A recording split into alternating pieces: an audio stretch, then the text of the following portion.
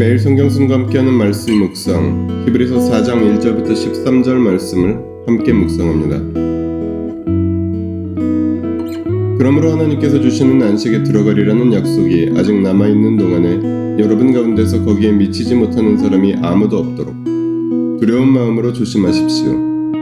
그들이나 우리나 기쁜 소식을 들은 것은 마찬가지입니다. 그런데 들은 그 말씀이 그들에게는 아무런 유익이 되지 못하였습니다. 그들은 그 말씀을 듣고서도 그것을 믿음과 결합시키지 않았기 때문입니다. 그러나 그 말씀을 믿은 우리는 안식에 들어갈 것입니다. 그것은 내가 진노하여 맹세한 것과 같이 그들은 결코 내 안식에 들어오지 못할 것이다 하고 말씀하신 그대로입니다. 사실상 하나님께서 세상을 창조하시고 모든 일을 끝마치셨으므로 그때부터 안식이 있어온 것입니다. 일곱째 날에 관해서는 어딘가에서 하나님께 일곱째 되는 날에는 그 모든 일을 마치고 쉬셨다 하였고, 이곳에서는 다시 그들은 결코 내 안식에 들어오지 못할 것이다 하셨습니다. 그러므로 어떤 사람들에게는 안식에 들어갈 기회가 아직 남아 있습니다. 그런데 기쁜 소식을 먼저 들은 사람들이 순종하지 않았으므로 들어갈 수 없었습니다. 그렇지만 하나님께서는 다시 오늘이라는 어떤 날을 정하시고 이미 인용한 말씀대로 오랜 뒤에 다윗을 통하여 오늘 너희가 그의 음성을 듣거든 너희 마음을 완고하게 하지 말아라 하고 말씀하셨습니다.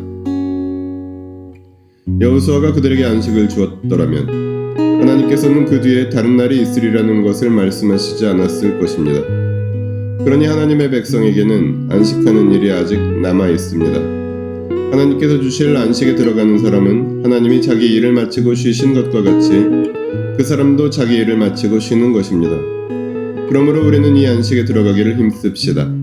아무도 그와 같은 불순종의 본을 따르다가 떨어져 나가는 일이 없도록 해야 하겠습니다. 하나님의 말씀은 살아있고 힘이 있어서 어떤 양날 칼보다도 더 날카롭습니다. 그래서 사람 속을 꿰뚫어 혼과 영을 갈라내고 관절과 골수를 갈라놓기까지 하며 마음에 품은 생각과 의도를 밝혀냅니다.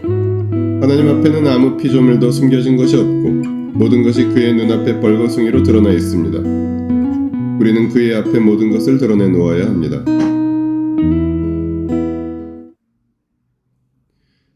(1절은) 안식에 들어가지 못하는 사람이 없도록 두려운 마음으로 조심하라고 말합니다. (2절은) 이미 복음의 말씀과 믿음을 결합시키지 못했던 조상들의 이야기를 하고 있습니다.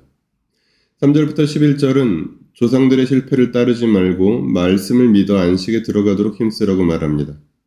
(12절부터) (13절은) 하나님의 말씀은 살아있어 그 앞에서 아무것도 숨길 수 없음을 말합니다.